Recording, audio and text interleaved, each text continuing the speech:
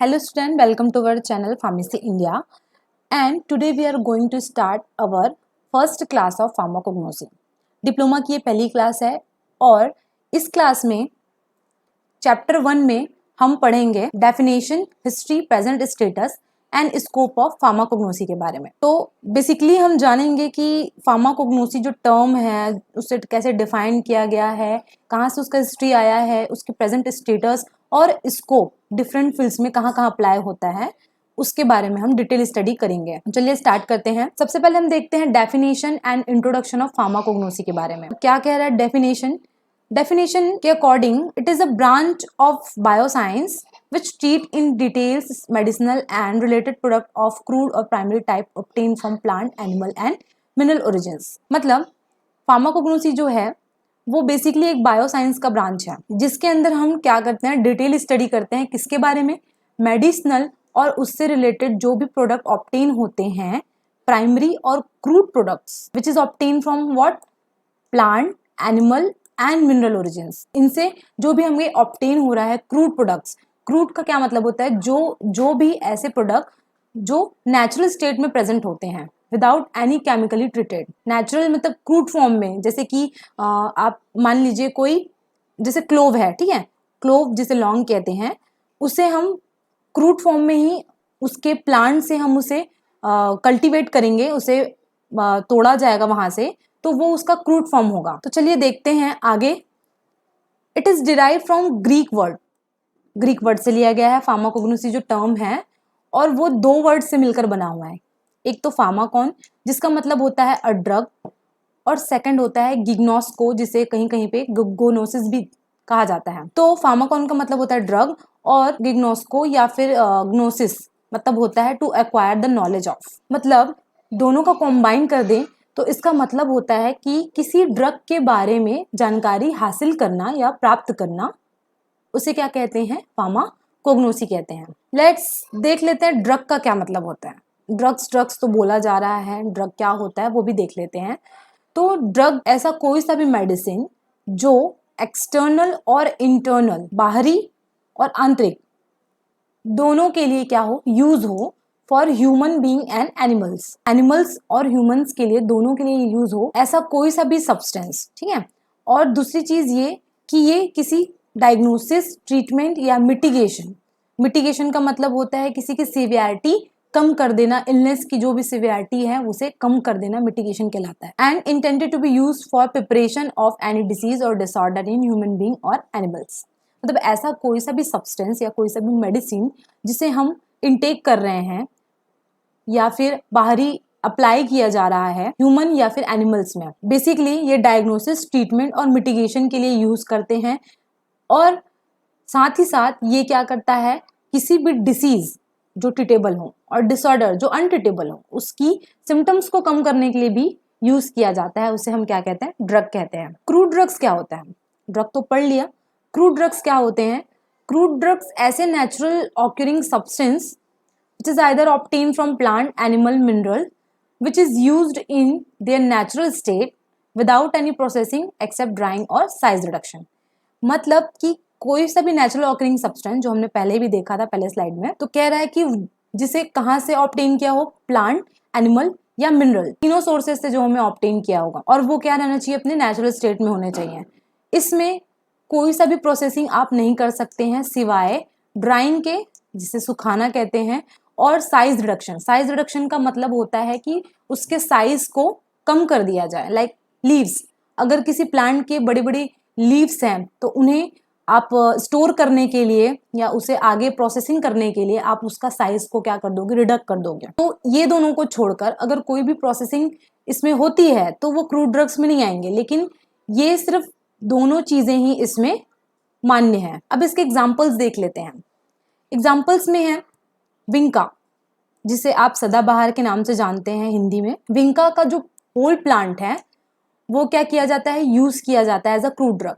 अब देखिए यहाँ पे मैं आपको बताती हूँ, ये कोई प्लांट है, ये स्टेम्स है उसके, ये आपके लीव्स हो गए, ये फ्रूट हो गया, ये फ्लावर हो गया, ये इसकी रूट्स हो गई, सॉइल हो गया, रूट्स के अंदर इसे राइजोम्स कहते हैं। ओके, सो विंका जैसे दिया गया है यहाँ पे, तो विंका का होल प्लांट मतलब इसका सब चीज हम यूज करते हैं एज अ मेडिसिनल पर्पस। क्यों? क्योंकि इसका बहुत ज्यादा थेरेप्यूटिक यूज है।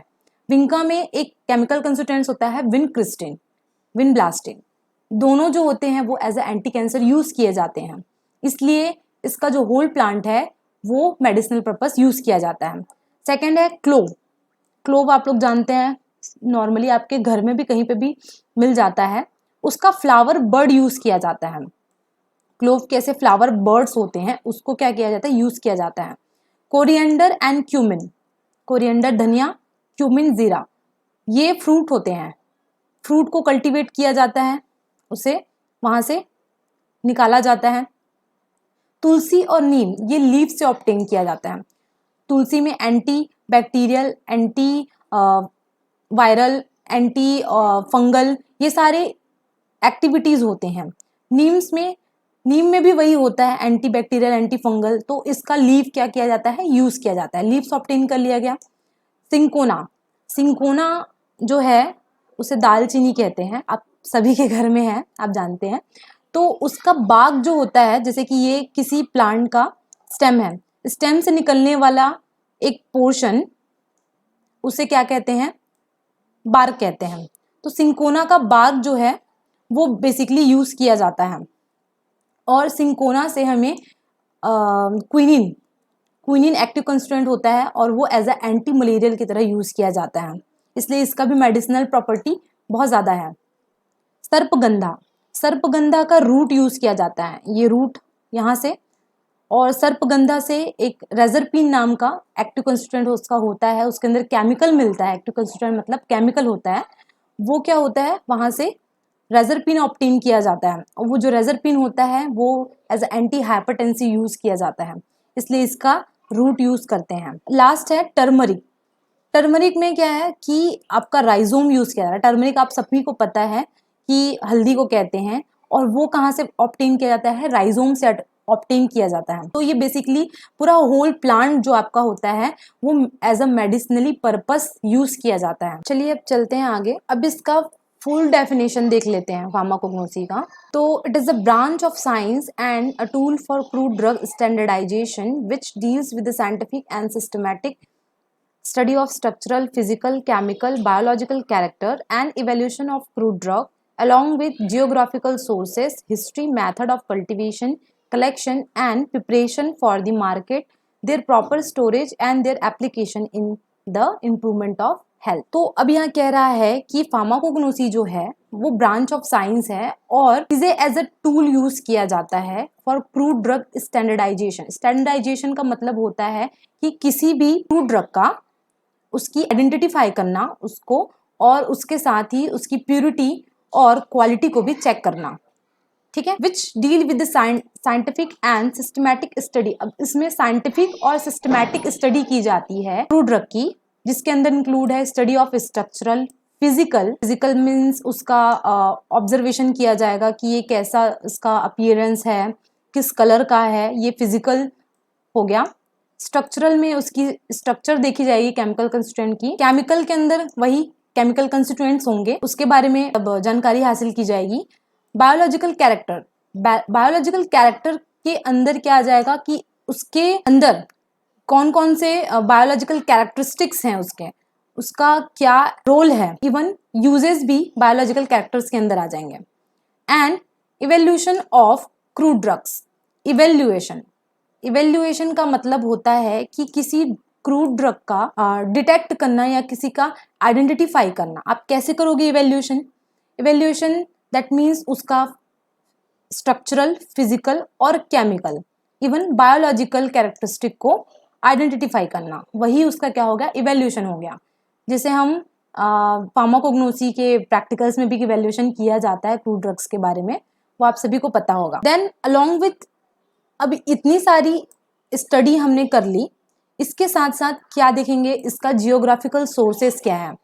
जियोग्राफिकल सोर्स कहाँ से हमें मिलता है, ये लाइक हिमालयाज में मिल रहा है कि कहीं जंगलों में, फॉरेस्ट में मिल रहा है, अमेरिका, जापान, इंडिया, चाइना, कहाँ से इसे लिया गया है, ये उसका जियोग्राफिकल सोर्स हो गया।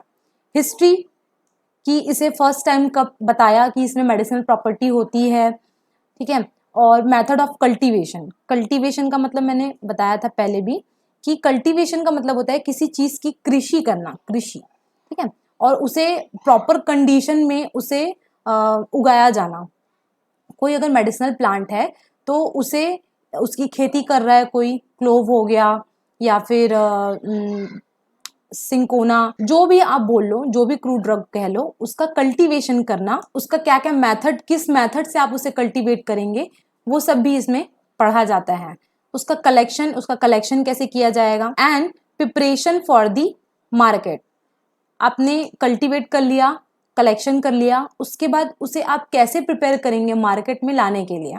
लाइक अगर कोई क्रूड ड्रग है, उसको आपने एज अ क्रूड फॉर्म में तो नहीं दे पाओगे, ठीक है, इसलिए उसका क्या करोगे, आप प्रिपरेशन बनाओगे, पाउडर फॉर्म में बनाओगे, सिरप फॉर्म में बनाओगे, जिस भी फॉर्म में बनाएंगे आप, उसका प्रिपरेशन मार्केट में लाने के लिए आप कैसे करोगे।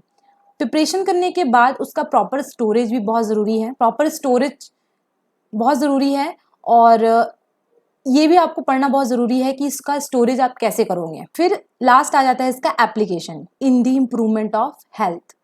तो ये आप देखोगे कि आपने जो भी क्रूड ड्रग लिया उसको आपने मार्केट में प्रिपरेशन भी बना दिया, फिर उसका एप्लीकेशन आप ये भी बताओगे कि ये किस किस चीज़ों के लिए, किस ह्यूमन हेल्थ में आप इसको ला रहे हो, किस ह्यूमन हेल्थ के लिए ये एप्लीकेबल है, ठीक है। तो फार्माकोग्नोसी बेसिकली यही सारी चीज़ों के बारे में आपको बताता है। क्लियर। नेक्स्ट है फार्माकोग्नोसी टर्म। फार्माकोग्नोसी जो है वो टर्म कहाँ से लिया गया, तो फर्स्ट ये जो फार्माकोग्नोसी का टर्म है वो यूज्ड किया गया था बाय जॉन एडम स्मिथ। इन्होंने पहली बार टर्म यूज किया था उनके मैन्युस्क्रिप्ट में। मैन्युस्क्रिप्ट मतलब कोई एक बुक हो गई या फिर उनका डॉक्यूमेंट हो गया जो कि हैंड रिटन होता है, ठीक है। तो उनका जो हैंड रिटन जो मैन्युस्क्रिप्ट था, लहर बज दर मैट्रिया मेडिका, तो ये जो मैन्युस्क्रिप्ट है उनका, उसमें उन्होंने फार्माकोग्नोसी टर्म जो है वो यूज किया था इन 1811। फर्स्ट कॉइन किया गया ये जो टर्म, वो किया गया बाय C.S. सिडलर, जो कि एक जर्मन साइंटिस्ट थे, इन 1850। पहले किसने किया, जॉन एडम स्मिथ ने किया था।